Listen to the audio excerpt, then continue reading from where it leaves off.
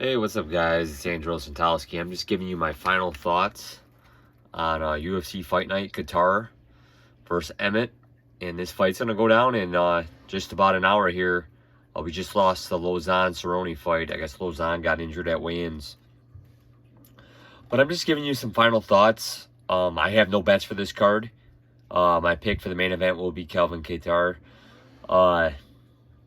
But, man, I'm really interested to see if Josh Emmett can return to an old previous form of him when he was just surging through all the featherweights. And, he had a rough outing against Dan Ige his last fight. He won, but, he was coming off, he's always coming off these long injury hiatuses, man. This guy's injured every part of his body pretty much in the UFC.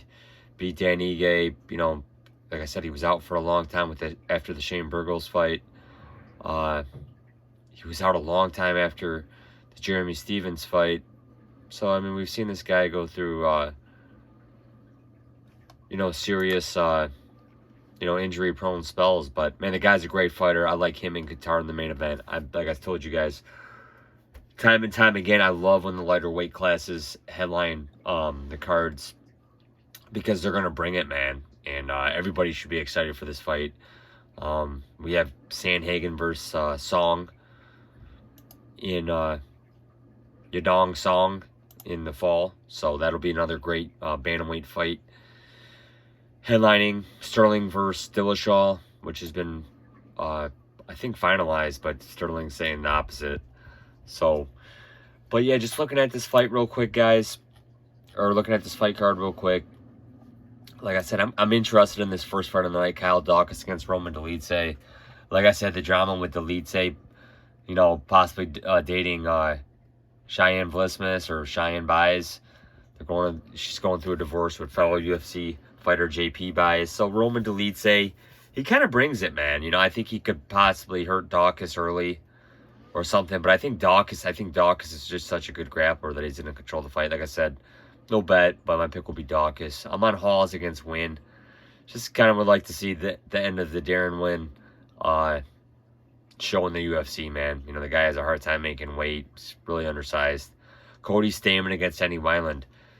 Yeah, Cody Stamann's a heavy favorite here, guys. But let's just see how focused he still is on fighting. And Eddie Wineland, we know he's kind of in the swan song of his UFC, but he shows up ready to fight.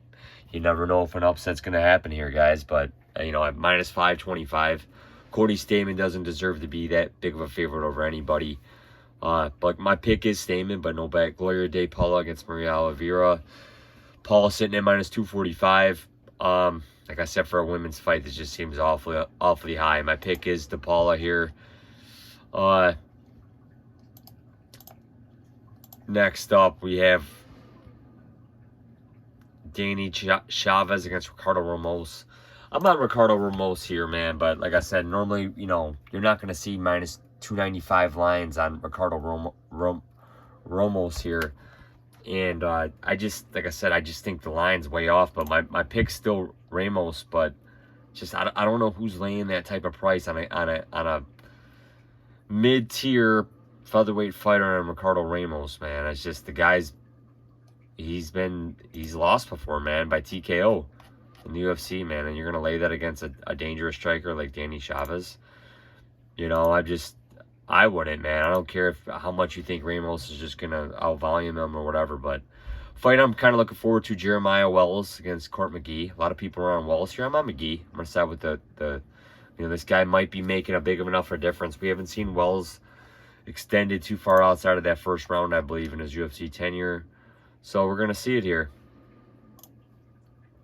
Jazz the Vicious against Natalia Silva. Man, they got kind of heated at the weigh-ins.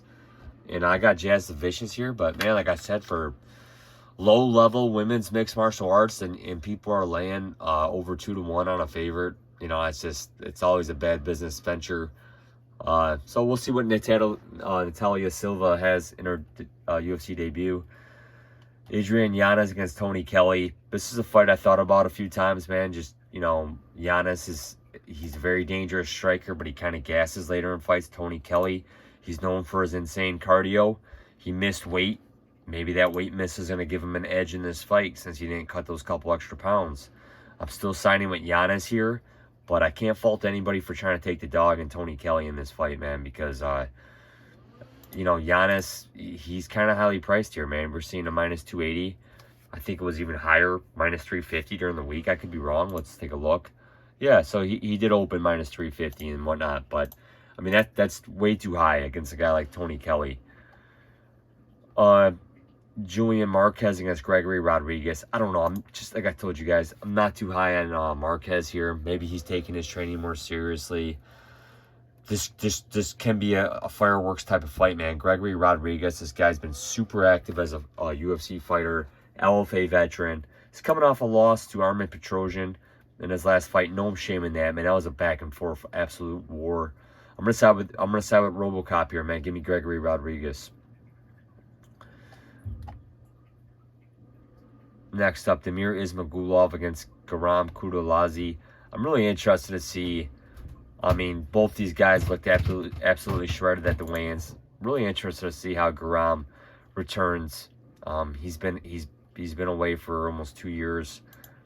Let's see how this guy returns to form against Damir, man. Damir, you know, he didn't look the best his last time out. Beat Rafael Alves.